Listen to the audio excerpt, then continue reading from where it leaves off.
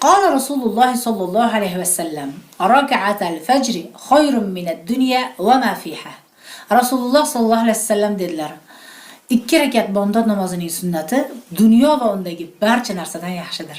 Boshqa bir hadisda esa man solla solata subhi va huwa fi zimmatillah, ya'ni fi hifzillah.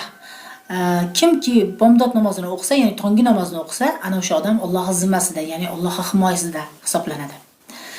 Endi bomdod namoziga turmay qolsangiz falakat bosib, o'sha kuni falakat odamlarni ko'rasiz. Yandex chaqirsangiz mahallaning nar yog'iga yetib keladi.